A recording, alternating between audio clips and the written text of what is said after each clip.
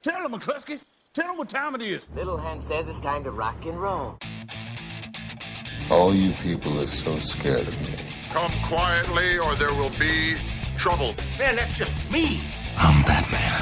This is Sparta! There is a tiger in the bathroom. I'm an excellent driver. If it bleeds, we can kill it. Pop quiz, hot shot. Keep the change, you filthy animal. You. John Carter of Earth? Yes, ma'am.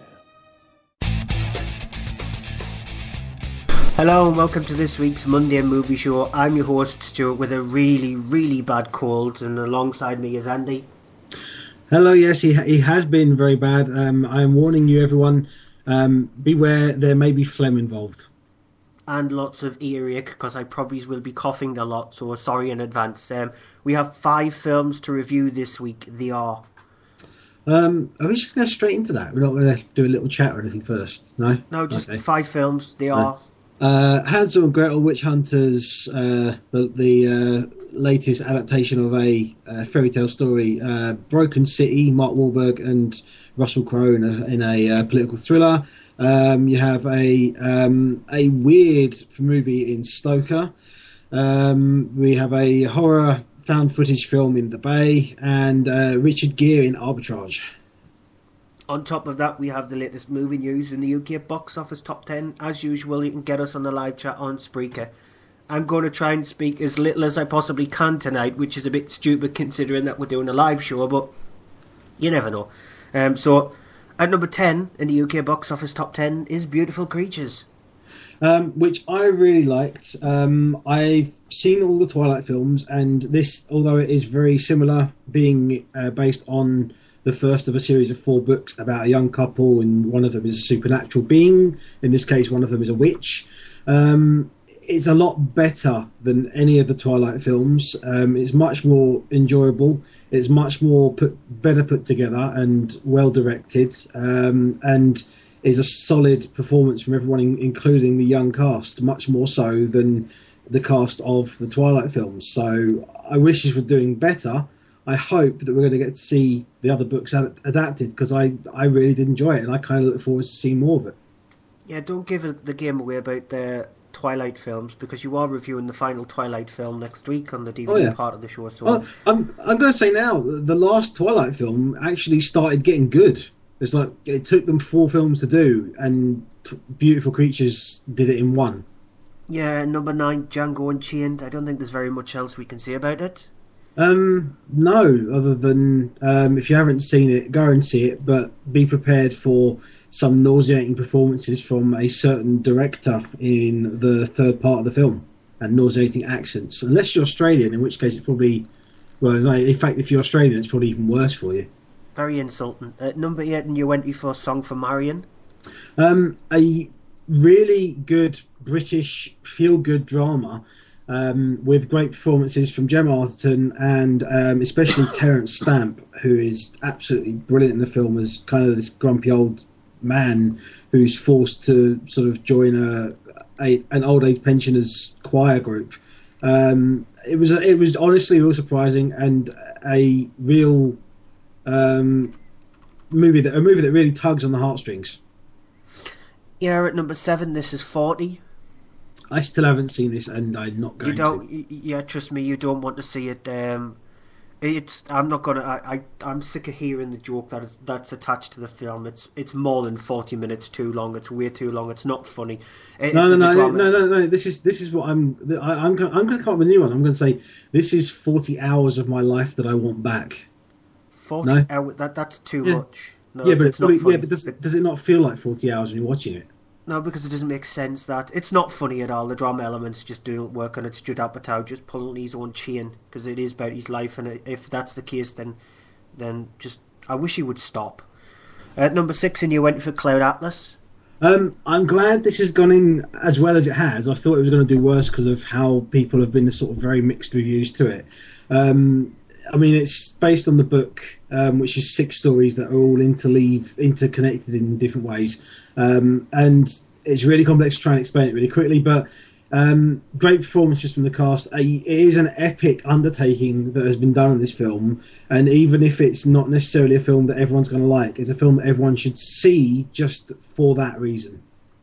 Yeah, I'm guessing it's Bouncy from We Are the Holocaust. He said that great performances from Stamp in Song for Marion. I've just seen the comment now. I should have read it out then.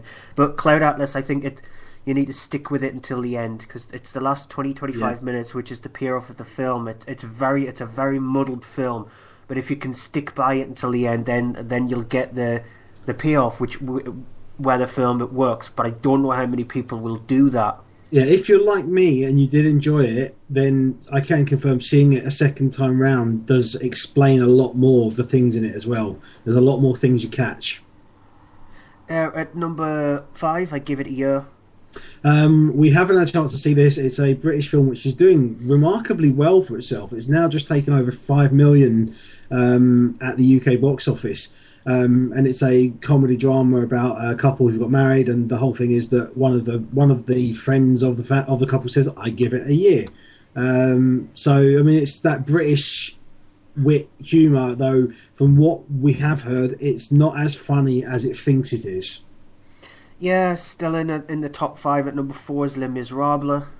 I mean, if we couldn't really say much more about Django, is there anything more we can say about Les Mis? Apart from the fact that this is the first week that it's taken less than £1 million during its since it's opened.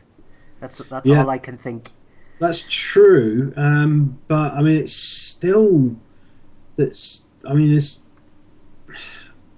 it's done phenomenally, and I mean, how many weeks has it been now? 8 weeks, something like that. 5 weeks, 6 weeks. But no, it's been longer than that. No, it's 5-6 weeks. It's not 8 weeks. It feels longer, but it's done phenomenally well. And I mean, it's won Oscars, it's won BAFTAs. I'm going to try and get my folks to see it, because I know that my dad probably won't, but I think that they both need. I'm going to try and force them to see it when it's out on DVD, because it's just they should see it, as should everyone. Yeah, number 3 in your entry for Mama. I haven't seen this, but you have.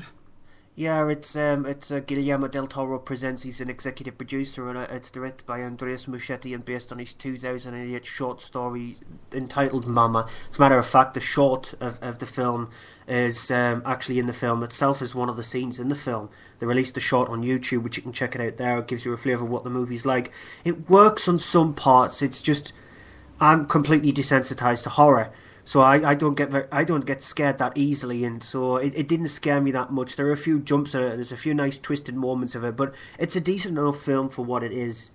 In the chat, going back to I give it a year, Nathan from We Are the Holocaust has just said that the missus went to see Give It a Year, fell asleep, and was told afterwards that the trailer features all the good bits.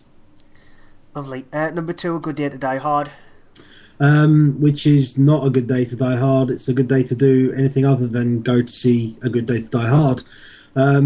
It's the worst, without a doubt, of the entire series of the films. It's got no plot. It's got some okay action sequences, but it's just really, it's not a Die Hard film. It doesn't have the panache of a Die Hard film. It doesn't have the wit of a Die Hard film. And it's getting to the point now where we are getting a lot of Michael Bay style boring action films. It's enough. Stop. Yeah, no more Die Hards. Like I said on Following the Nerd, John McClane's become too much more of a superhero rather than an action hero. He was just a normal guy in the first couple of Die Hard films. It's become more, his stunts and stuff have become more elaborate during each of the Die Hard films, and it feels more like a comic book film now rather than a good old fashioned action movie.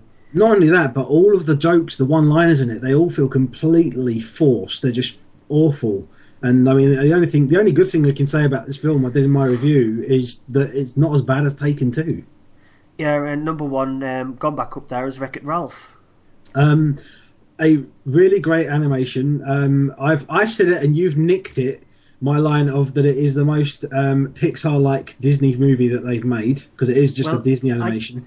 I technically didn't nick it. I did give you the credit for that. I did say that you were the one who came up with it, and I gave you credit for it. That's true. You didn't ask beforehand. You didn't ask beforehand. I hold a copyright license on that. No, you didn't. You've just said that there, and that's the first time you have said it, so I was allowed to use it. It's. Do you mind? I'm doing my review of Wreck-It Ralph. It's a. It's. Sound like a little really, girl there, didn't he? Do you mind? Do you mind, sir? Yes, thank you. No, it's a really all-round fun. Lots of jokes in there for anyone who's into gaming, especially anyone who's a gamer from the sort of 80s and 90s. There will be lots in there for you to find. So, I mean, if you're in your sort of late 20s, early 30s age, and have a young kid that is of film viewing age, then do not be worried about taking them along to this. It will suit them and it will suit you. Yeah, and that's it for the UK box office top 10. We have 5 films to review, as I said, so quickly going to go through some movie news because we have about 35 minutes left, and I don't think we're going to get the show done in time. So, a couple of release date changes. Universal Pictures has confirmed that Kick-Ass 2 is being pushed back from June 28th to August the 16th. Okay, so not that long, 3 weeks. Yeah, a few weeks. They didn't give a reason why it was pushed back, but it has been pushed back for a few weeks. What else is at that date then? I don't know, to be honest, but it's not, like you said, it's not a big, huge, massive pushback. Unlike the final Hobbit film, that's been pushed back from its original release date of July 2014 to December the 17th, 2014. Okay. I think they're probably guessing that they'll make more money in December 17th, 2014, because then it's not going up against the X-Men Days of Future Past. I'm thinking that Kick-Ass 2 has been moved because there's 2 films out that week already, one is Despicable Me 2, which is going to do huge numbers because it's got the Minions in it. It's got the Minions. And the other one is This Is the End, which is the one with James Franco and everyone playing themselves as the end of the world comes, and it's a comedy sort of thing. It looks kind of crap. It looks The Hangover mixed with End of the World sort of thing. So it could be good. If it's like the first one, it'll be good. If it's like the second one, it'll be rubbish. And if it's like the third one, we won't know until, well, we'll know by then because the third one's out then, isn't it?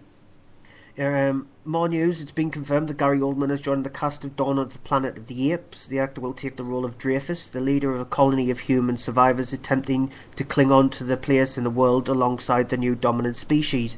The film, which is going to be directed by Matt Reeves, is set to hit cinemas in the UK on May 23rd, 2014.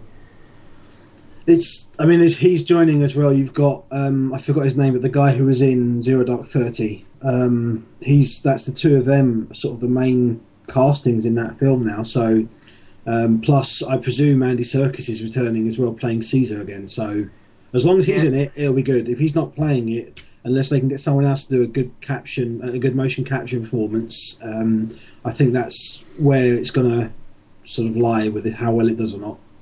Yeah, Bouncy has just decided to chime in with your minions. He thought you said onions. Onions? No, it's minions. Yeah. Minions. Onions everywhere. Minions. Yeah, according to reports, Juliette Binoche is set to join the cast of the Godzilla reboot. If true, she will join the already announced cast of Aaron Taylor-Johnson, who you'll find in Kick-Ass, Bryan Cranston, who's in absolutely everything, and Elizabeth Olsen. Frank Darabont is currently working hard on polishing the script, which the film itself will start shooting on later this month, for a May 16th, 2014 release date. That's if the lawsuit that the studio is filing against the producers can settle down quickly enough. All I can say is, as long as Roland Emmerich has nothing to do with it. No, it's not. So, it's Gareth Evans, who did Monsters, who's directing this. Okay. More news. Halle Berry has confirmed that she will return as Aurora Munro. It is Aurora, isn't it? It is, yeah. Aurora Munro, or Storm, in X-Men Days of Future Past. The actress told Blacktree TV that the fans really love Storm, and so I'm really happy that it worked that way. That's pretty much everyone returning then, except for Famke Janssen. Yeah. Which, as anyone knows, the character, that's Jean Grey, if anyone... Yeah, Bouncy said he's so psyched for Godzilla. I'm interested in seeing it as well. Last piece of news story. According to Sam Raimi, he and his brother Ivan Raimi will start working on the script for Evil Dead 4. and that the film will be part of the original trilogy and run alongside the remake series. So not only will you have the remake, which is coming out in a couple of months' time, and that's going to be a series of its own, you're going to have the original trilogy continuing its series. And even I have to admit, the new trailer for the new one does look really good. I saw it the other day, and I was like, "Ooh, okay." I'm probably still not going to go and see it, but I was like, impressed. Yeah, they're going to work on the script this summer anyway. I've just got one quick piece of news. Website Latina Reviews claiming that Warner Brothers have finally taken first steps in making the Justice League comic book franchise come to the big screen. It's been on and off again as a troubled production for quite some time now. It's been placed in the hands, reportedly, of Christopher Nolan and David S. Goyer as producers of the series, with the possibility of Zack Snyder to also be taking on the role of director after directing the Superman reboot Man of Steel.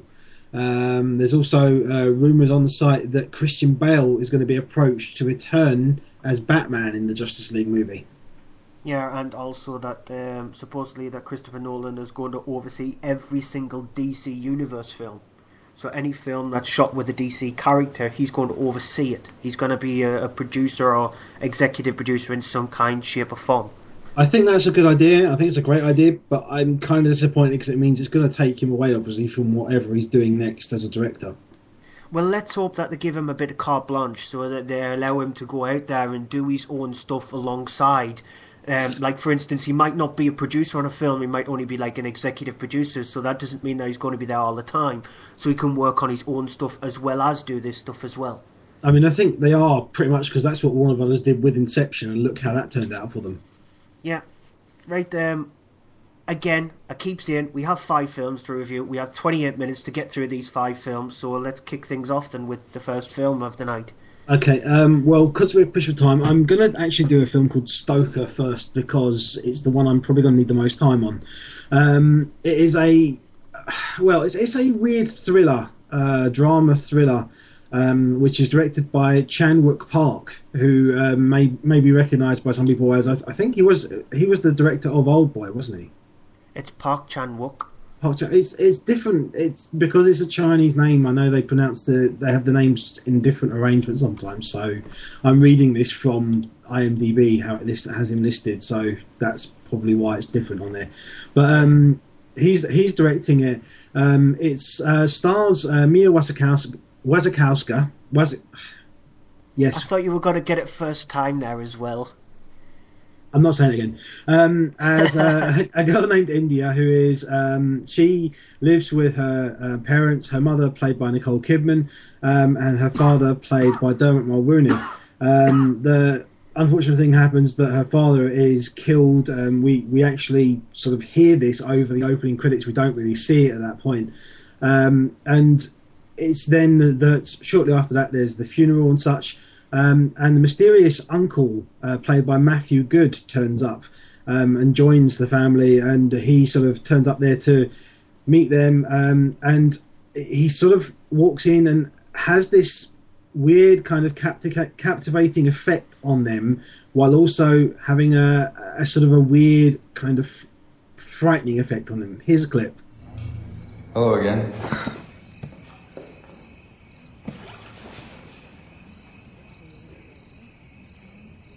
Do you want to know why you feel at a disadvantage right now? Because I didn't know you existed until today. Because you're standing below me.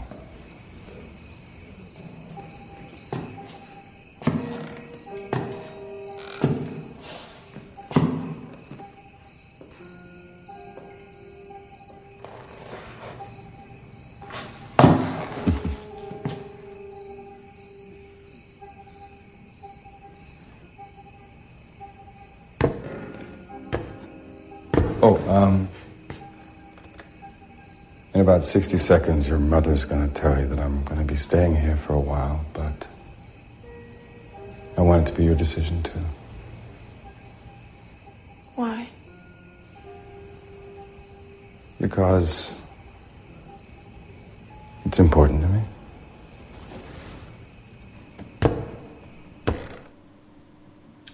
So, her uncle, Charlie, played by Matthew Good, moves in with them and sort of becomes the male influence in the house. And all the while, there's this sort of weird thing going on where he is essentially influencing and manipulating India to sort of bring about a kind of a dark side in her. Now, I'm trying to sort of explain this without giving away a lot of detail and without saying a lot that's going to sort of spoil anything, because the thing is, this is a particularly odd film. It is essentially a kind of an art house film. It's shot in very meticulous way. Everything is shot with a purpose. There is nothing in this that is random and just, oh, they filmed this and that happened in the background or something. Everything is so precisely done and laid out, and the way the characters play. There is great performances from the cast all around. I mean, the three main characters in it, you've got, as I say, Mia Wasikowska, Nicole Kidman, and Matthew Good, who, Matthew Good, if you don't recognise the name, he was in Watchmen. He was, I can't remember the name of them, but one of the characters in that. And the three of them, I mean, especially Matthew Good, he is extremely creepy in his performance. He has that creepy look on him. He does, but it's not only that, he manages to carry off this. And the thing is that I mean, there's scenes in this that are shot, and it's down to not just the performances, but also the director's influence on the way things are done. There's a scene in it where India is playing a piano, and Charlie comes up and sits next to her on the stool and joins in, and it becomes this weird sort of duet between the two of them. And it plays it's basically them playing a song. That's all it is two people sitting playing the piano on screen for about 3 minutes, which could be really boring, but it's not, because of the fact that there is this tension and this performance of the two actors and the way they're playing the music and the way it's shot, showing them playing the music, that it is really a kind of a weirdly electrifying film. It's an electrifying scene. And it's just, it's so weird. It's not the kind of film that I would normally imagine would work like this. It is extremely dark because of the subject as it evolves. It is rated 18, although I don't know that it's, compared to a lot of other films, it's because of sort of the whole thing of people getting off on killing things and killing people and such. And it's very graphic in a couple of scenes as well for that. So, I mean, you need to have a strong stomach to sit through some of that. There are people that I know will go into it thinking that it's going to be something else. I mean, the title Stoker and the way it's done, it suggests that there may be something vampiric about it. There's not. It's just that I know when I saw it and I walked out afterwards, I heard some people, female members of the audience, saying that they thought it was rubbish and hated it. That's down to them and their choice, because it is going to be a hard film for everyone to watch and enjoy and get into. It's not going to be what I think a lot of people are expecting it to be. But if you like a very strong and very solidly directed piece of very dark cinema, and very sort of psychological cinema, then you should check this out, because it is a very good piece of cinema. Yeah, we haven't very little time, so I'm going to quickly get on to Hansel and Gretel Witch Hunters. It's directed by Tommy Wirkola, who his last film he did was the zombie comedy film Dead Snow. This is his first English language speaking film, and it stars Jeremy Renner, who plays Hansel, and Gemma Arterton as Gretel. At the start of the film, you see them as children. They're sent to the forest by their parents. They end up stumbling across this house that's made from candy, so the usual fairy tale thing. They get captured by a witch. And instead of the thing that you read in the fairy tales, where they do manage to kill the witch in the end, this is sort of like the start of the film. They do manage to kill the witch in a very graphic sense. And that gives you a feeling of the tone of the film itself. It then fast forwards when both Hansel and Gretel have grown up. They've become witch hunters now, and they mainly just hunt witches, go through towns and stuff like that to try and kill witches. Again, in a really graphic and swearing kind of sense, because this isn't your typical children's fairy tale story. They discover that there is this head witch, Muriel, played by Famke Janssen, sorry. Yeah, it wasn't just me tonight. Yeah, I've got a cold, so that's my excuse. There's this head witch, played by Famke Janssen, who is trying to get something together so she can give ultimate power to all witches. Here's a clip.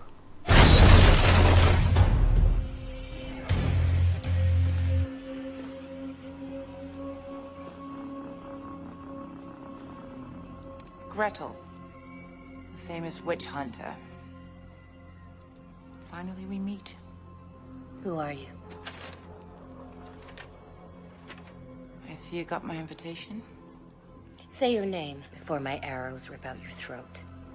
I go by many names, none of which you're worthy of pronouncing. Oh my God. And so that clip gives you a kind of taste of what the film was like. It's what the director has decided to do is, I think he's thought he could take the classic fairy tale story, and there was a Japanese film which is based on Hansel and Gretel also. It's called Hansel and Gretel, and that was a dark film, but that was a very dark, serious movie. There is another comedy one coming out later on in the year, and I think it's out in the US already, called Hansel and Gretel Get Baked. And that's a comedy horror film, and yeah, you can probably guess the kind of feeling of the movie. And I think Hansel and Gretel Witch Hunters falls in between that. It tries to be a comedy with some of its witticistic remarks in the movie, but what the director has decided to do, instead of aiming it at children, he aims it at adults, and it's a very confused movie. It's really confused because you know the story of Hansel and Gretel, and it is a really dark story. But to see it in this form, where it's just wisecracking, lots of blood and gore and swearing, you're thinking, yeah, what audience is this aimed at? It's aimed at sort of like teenagers, but it is rated 15. So most teenagers who'll be able to get to see this are sort of like the older teenager, and I don't think it'll work very much for them than it would for somebody who is age like 12 to 15. It's just a very strange movie in that case. I just found the whole film itself to be boring, pandering, and just... It's nonsensical. The special effects in it are pretty pathetic. The storyline is terrible. It doesn't flow very well. The action sequences aren't very good at all. It just feels like there is a lot of these movies as of late where they've taken a fairy tale story and sort of like done a dark twist to them. Sometimes it works. You look at Snow White: A Tale of Terror. That worked, and I really enjoyed that film. It doesn't work with Hansel and Gretel Witch Hunters.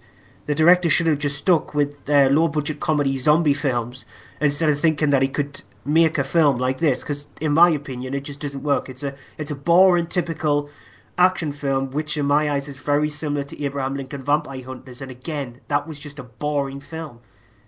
I thought it was very similar to Van Helsing, but better. But that's not necessarily Van Helsing is like a crime against cinema. It's just an atrocious movie. That I like this more than Van Helsing, because I hated Van Helsing, but I didn't like this at all, to be honest. I'm going to quickly do Broken City, which is directed by Alan Hughes. You've got in there Mark Wahlberg, Russell Crowe, and Catherine Zeta-Jones are the main sort of big actors in there. It starts off with, this isn't really spoiling anything because it's right at the beginning of the film. Mark Wahlberg is a cop in Chicago who is, at the beginning, he's on trial, standing trial for a murder. Or he's in a court thing where they're deciding whether or not he's going to stand trial because he's a cop who then shot someone and killed an innocent person. And he is then acquitted of that and found that he's not. It was a lawful killing. Cut to several years later, where he's sort of been drummed out of the police department. He's now a private investigator. He's hired by the mayor, Russell Crowe, who calls him in to hire him to investigate his wife, played by Catherine Zeta-Jones, because he suspects that he is that she is cheating on him and having an affair.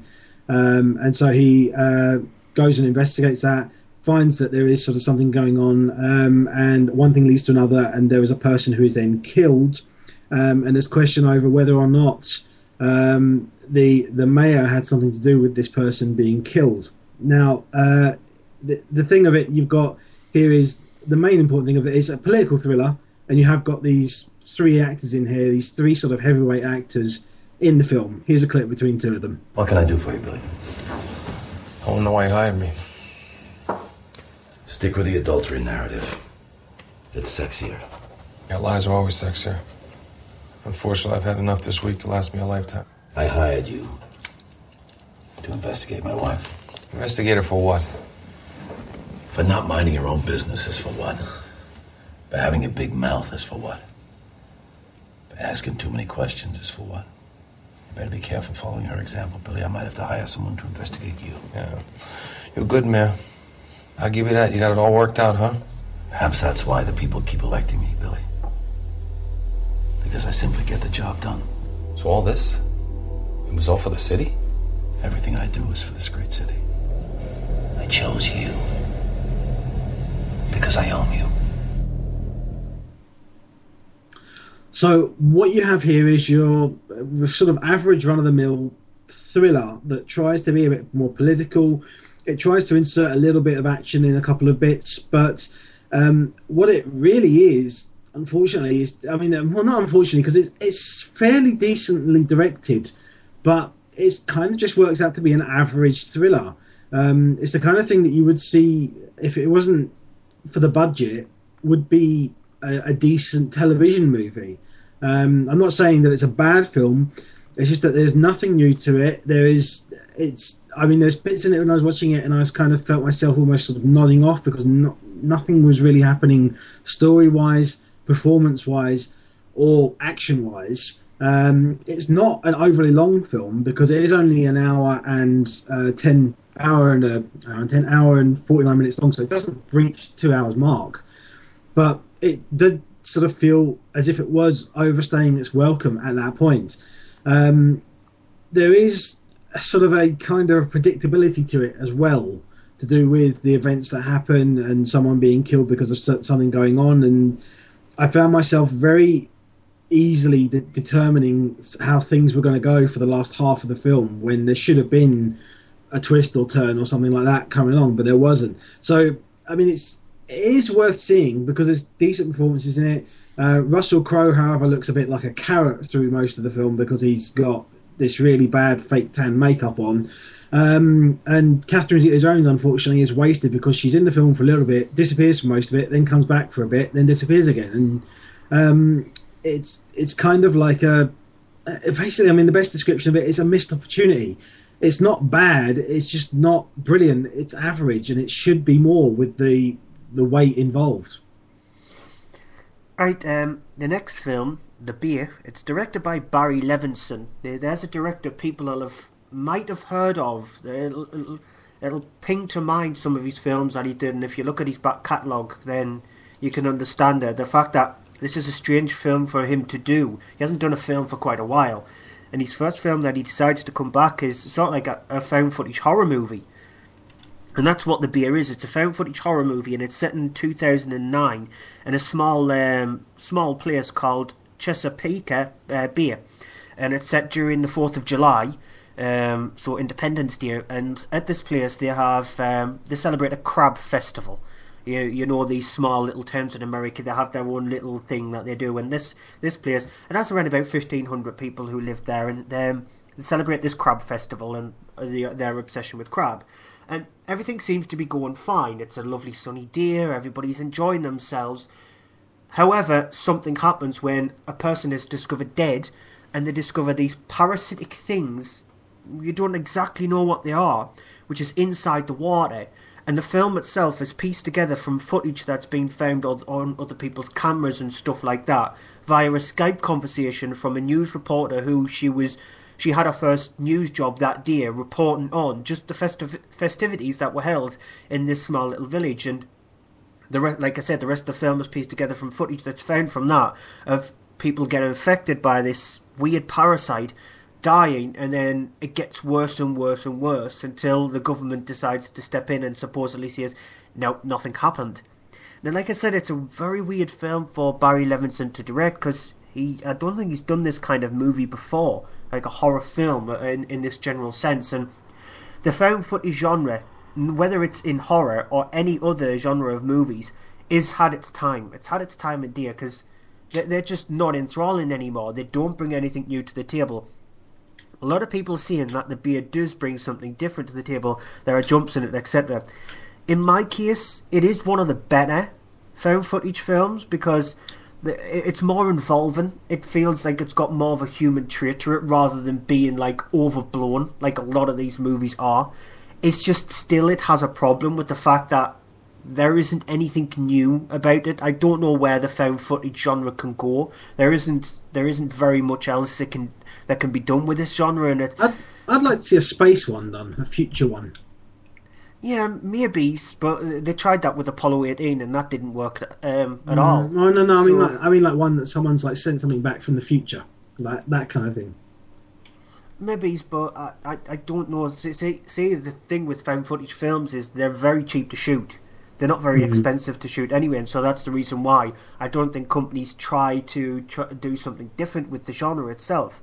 But like I said, it is on the higher part of these found footage movies over the last few years because there's been some real stinkers. There are a few decent scenes in it, and it's very well directed, and it flows at a decent pace because it's only about 85 minutes long, so it's not a long film at all. It's an interesting film at times, but don't expect anything different from it. Okay. How long have we got left? We've got about 9 minutes. Oh, nice. Oh, that's fine. I don't need that long. I'm only reviewing Arbitrage, which is the new Gene Hackman film. Gene Hackman? Why am I saying Gene Hackman? Richard Gere. Why did I say Gene Hackman? I don't know why you said Gene Hackman. Lord, that's bad. That's terrible. Yeah, it's the Richard Gere movie, Arbitrage, which is written and directed by Nicholas Jarecki. It stars Gere as Robert Miller, who is the manager of a hedge fund company. Things are sort of on the outside, everything looks to be going great. His family life is going good. His marriage with his wife Ellen, played by Susan Sarandon, everything looks fine and going great. You have his relationship with his daughter, played by Britt Marling. Everything looks really good and seems to be going on fine. But unbeknownst to everyone, things are not so great in his work and all. His hedge fund has actually suffered a huge loss, which he has then covered up by sort of cooking the books of the company by borrowing money off someone else while there's an audit going on. The reason he needs this audit to pass is so that he can then sell the company to make the money back, so he can then cover this up fully and end up sort of so that the family can keep their lavish lifestyle. They have a sort of big house and such, and sort of a well-to-do family. Things sort of start coming to a head when you have this whole thing of that he is having an affair with a woman who is an artist. He is out sort of driving with her after having been with her for the evening, and accidentally drives the car sort of off the road, crashes the car, and the woman he's having a relationship with is killed in the accident. So he sort of leaves and tries to sort of cover it up. So he's dealing with that at the same time as also dealing with the cover-up of the loss of money at his company, which his daughter then comes to speak to him about. Here's a clip. I really have no idea what's going on, but the way that this sheet reads, half of the fund's assets are missing. That's ridiculous. I mean, it can't be right. It's ridiculous, and yet that's okay, look, I'll look into this. I promise you, I'll look into it. Yeah. There's a Detective Breyer here to see you. Give me a minute, then send him in. Okay. Thanks. Everything okay? Yeah. It's just, my next meeting came here a little early, that's all. We're gonna have to pick this up later. Mom is looking for the hospital check. Brooke, we'll pick it up later.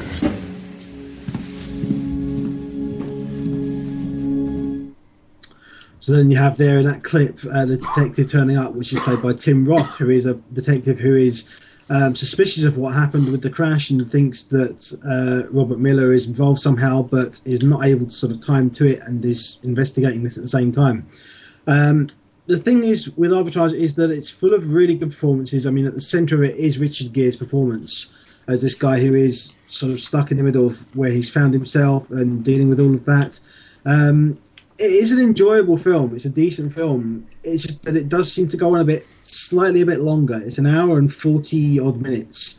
Didn't need to be quite as long.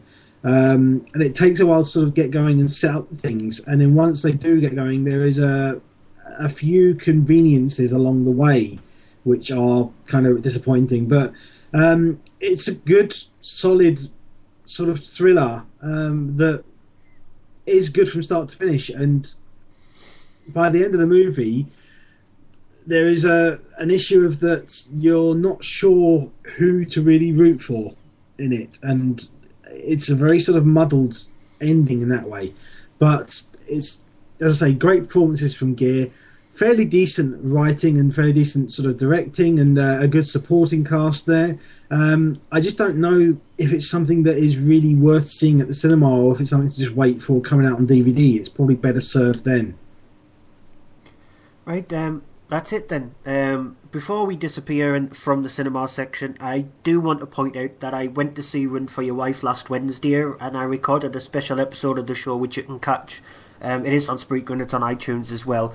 I tried to be as nice as I possibly could to the film. Yeah, there was no chance in that, because the film itself is just really bad. Is that why you're ill? You're blaming Run for Your Wife on your illness. No, so you're blaming your illness on Run for Your Wife. Yeah, but I didn't go off on a major rant as I normally do, which is quite surprising. So listen to that special if you're interested to find out what I thought of Run for Your Wife, which means that Andy will end up having to see it when it comes out on DVD. You're laughing if you think I am. Oh yeah, you're definitely seeing that. So that's it for the cinema part of the show. We'll be back in a moment live on Spreaker with the Blu-ray and DVD section of the show, so we'll catch you then. I'm not watching live Run for Your Wife.